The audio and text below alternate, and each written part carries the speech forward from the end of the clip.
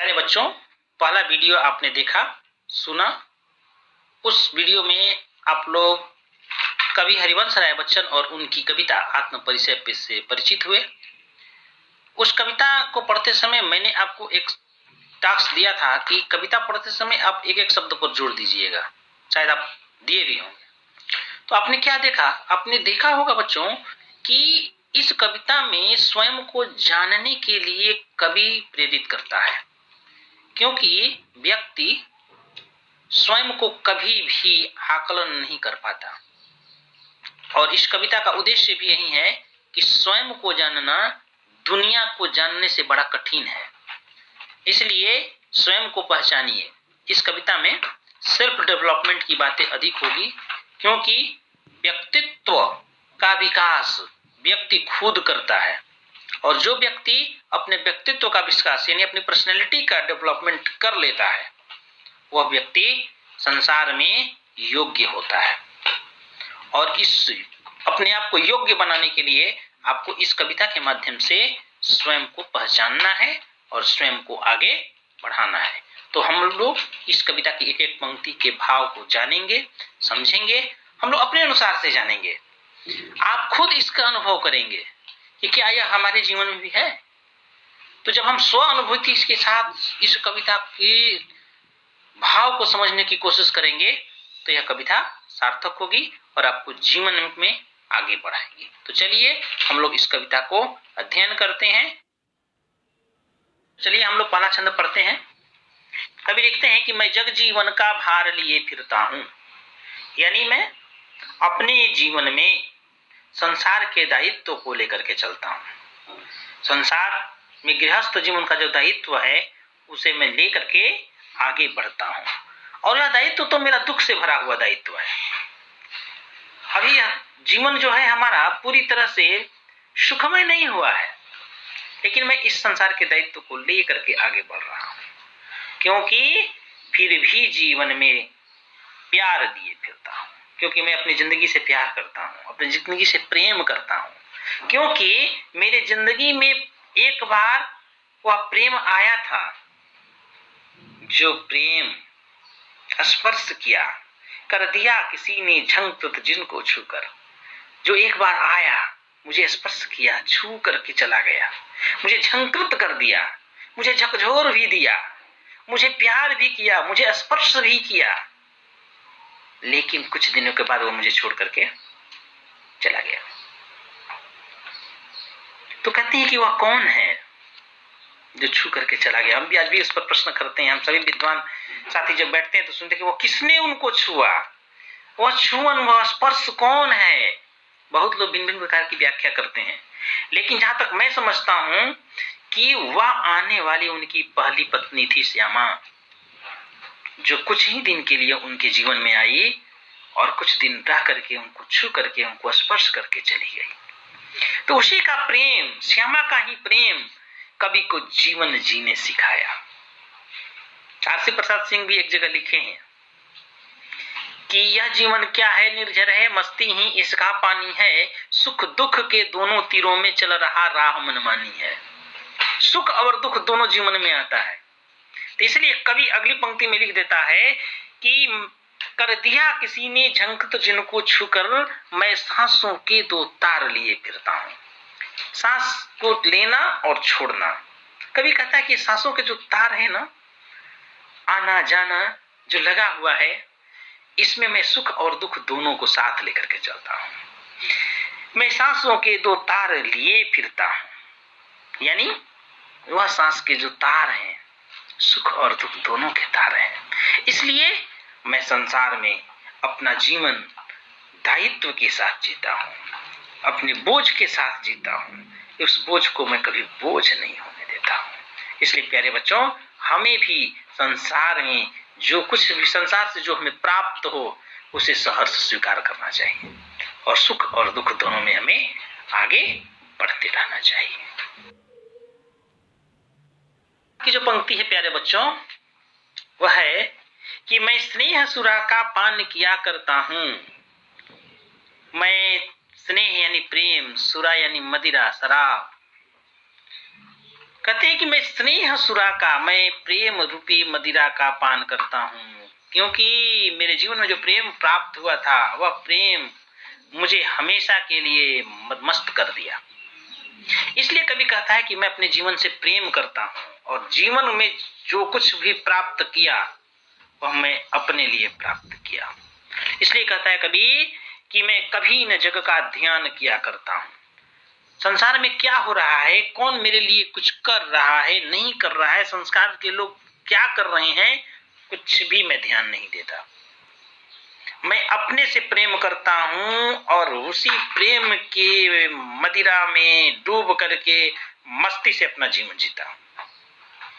दुनिया क्या कर रही है, करती रहे, मैं कभी न जग का ध्यान किया करता हूं। लेकिन संसार में उसी की पूछ होती है, जग पूछ रहा उनको जो जग की गाते। कभी कहता है कि नहीं जानते हो, संसार उसी को पूछता है जो संसार के लोगों को गाता है, चुगली करता है। चुगली करने वालों की पूछ बहुत होती है। इसलिए कभी कह रहा है कि जग पूछ रहा उनको जो जग की गाते, मैं अपने मन का गान किया करता हूं। भैया मैं संसार की बातें नहीं करने वाला हूं, मैं चुगली करने वाला नहीं हूं। जो मुझे मन में भाता है, जो मुझे अच्छा लगता है वही मैं करता हूं। जिसको जो करना है करे भाई, मुझे तो दूसरों के लिए कुछ नहीं करना है। हाँ, मैंने जो अपने लिए किया, यदि वह आपको अच्छा लग रहा है तो मेरी अच्छाई को आप स्वीकार कीजिए, मेरे अंदर जो बुराई है उसको आप स्वीकार मत कीजिए।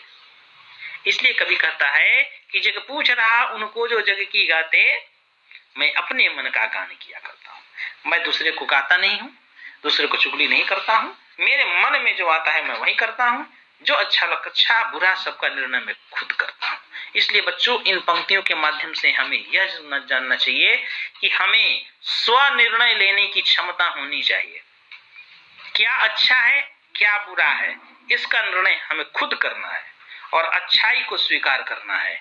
कोई भी व्यक्ति संसार में हो, सब व्यक्ति में अच्छाई होती है, किसी भी व्यक्ति में बुराई नहीं होती है।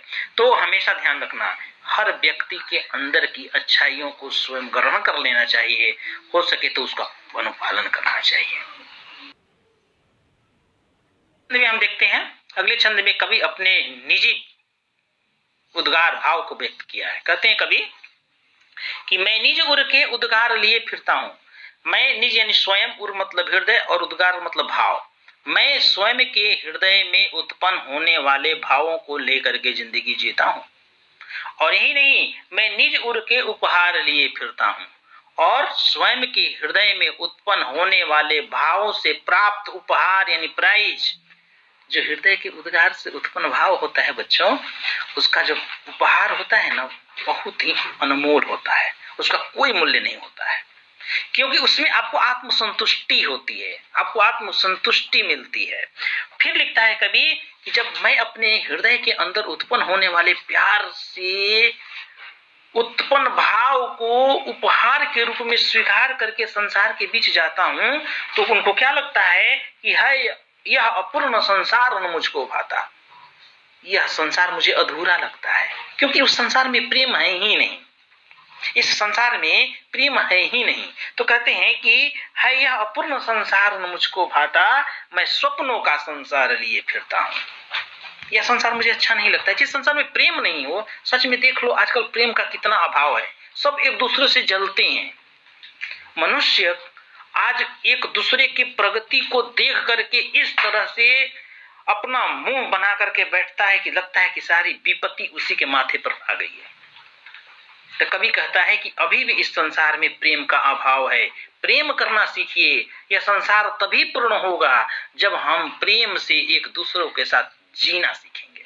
तो कहता है कि कवि कि जब मैं अपने हृदय के अंदर उत्पन्न होने वाले भावों से प्राप्त उपहार को लेकर के संसार के बीच में जाता हूं, तो संसार में जितने भी लोग हैं वो देखने के बाद मुझे अपूर्ण दिखते हैं। इसलिए हे संसार में रहने वाले सभी व्यक्ति, आप मैं एक दूसरे से प्रेम करना सीखें, एक दूसरे को प्रेम के बंधन में बांध करके उसके साथ जीवन जीना सीखें।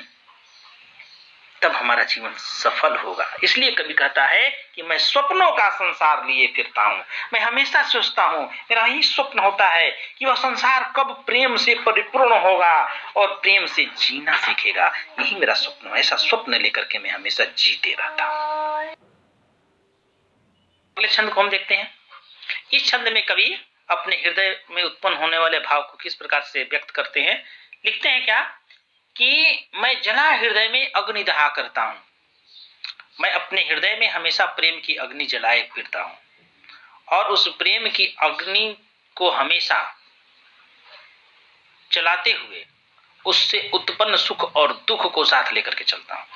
कवि कहता है कि मैं जला हृदय में अग्नि दहा करता हूं, मैं सुख दुख दोनों में मग्न रहा करता हूं और उस जले हुए हृदय में उत्पन्न सुख और दुख दोनों को एक साथ लेकर के मस्ती से अपने जीवन को जीता हूं। क्योंकि सुख और दुख को जो साथ लेकर चलता है उसी का जीवन जो है सफल होता है।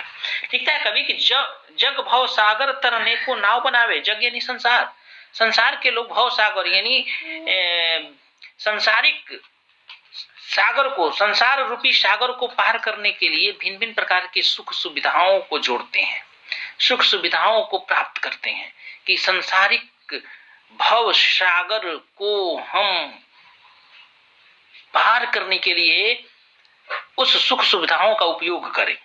और यही नहीं, उस सुख सुविधाओं के माध्यम से हमारे जीवन में कभी दुख ही नहीं आए, ऐसा सोचते हैं। लेकिन कवि कहता है कि संसार सिर्फ सुख से नहीं चलता, संसार सुख और दुख दोनों से चलता है।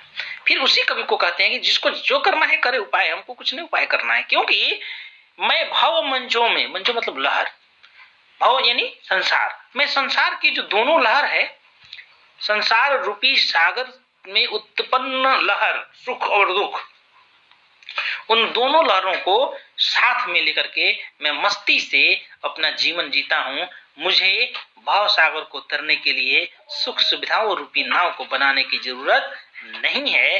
प्यारे बच्चों, हमेशा ध्यान रखना, जिंदगी में सुख और दुख दोनों आते हैं और दोनों को हमें आत्मसात करके जीवन जीना चाहिए। जो विधि ने लिख दिया है, जो विधाता ने लिख दिया है वो होगा ही। कुछ भी उपाय कर लीजिए, वह रुकने वाला नहीं है। इसलिए संसार को प्रेम से, मस्ती से, जैसा समय मिले वर्तमान में इस तरह से जीना सीखिए कि संसार भी आपको देख करके यह सीखे कि जिंदगी कैसे जीना चाहिए। अगले छंद में कवि अपने जीवन में आने वाली कुछ कठिनाइयों को सामने रखता है। लिखते हैं क्या कि मैं यौवन का उन्माद लिए फिरता हूं।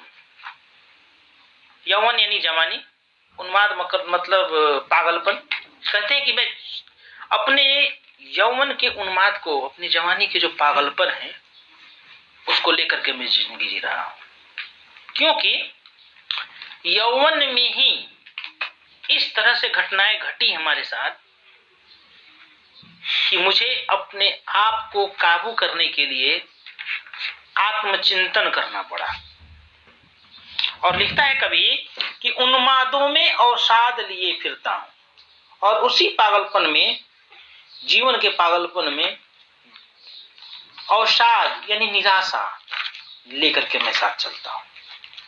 निराशा इसलिए आ गई जीवन में, थोड़ी सी निराशा आई क्योंकि अभी युवावस्था ही था कवि का और उनकी पहली पत्नी का देहांत हो गया, निधन हो गया, जो एक बार जीवन में आई, स्पर्श करके चली गई, जीवन में राग के साथ जीवन जीना सिखा गई, वह हमको साथ छोड़ करके चली गई। तो इसलिए कवि कहता है कि मैं अपने युवा अवस्था में भी, अपने जमाने में भी एक पागलपन की तरह जिंदगी जी रहा हूं। और यही नहीं, उस पागलपन में निराशा से आगे बढ़ रहा हूं।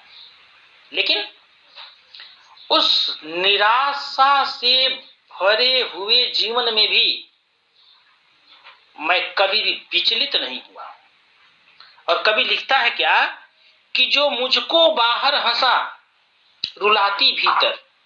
संसार के सामने मैं अपने उस निराशा भाव को प्रकट नहीं होने देता हूं। और कभी कहता है क्या कि जो मुझको बाहर हंसा, मैं हमेशा प्रसन्न रहता हूं, हंसते रहता हूं, लेकिन अंदर ही अंदर उस प्रेयसी की याद में रोते रहता हूं। जो मुझको बाहर हंसा रुलाती भीतर, मैं हाय किसी की याद लिए फिरता हूं। अपने जीवन में मैं किसी की याद लेकर के आगे बढ़ रहा हूं। वह याद उसकी पत्नी श्यामा की याद है, उसकी प्रेयसी की याद है। कभी कहता है कि उसकी याद कभी भी हमारे हृदय से मिटती नहीं है। सच में किसी भी व्यक्ति के जीवन में यदि इस प्रकार की घटनाएं घट जाती है कि अभी युवा अवस्था शुरू ही हुआ हो और उसकी प्रेयसी उसे छोड़ करके चली जाए, तो उसके मनोदशा को पंक्तियों में नहीं, उसके हृदय के भाव से ही समझा जा सकता है। तो उसी उद्गार को, उसके भाव को कहीं न कहीं कभी अपने अंदर उपजते देखता है और उसी को व्यक्त करता है। तो चलिए अब अगले वीडियो में हम लोग अगले 5 छंदों को अध्ययन करेंगे। आप इस चैनल को सब्सक्राइब कीजिए, लाइक कीजिए और कमेंट बॉक्स में अपना प्रश्न भी पूछिए। आप जितना प्रश्न पूछेंगे तो उतना ही मुझे और बनाने में सहूलियत होगी।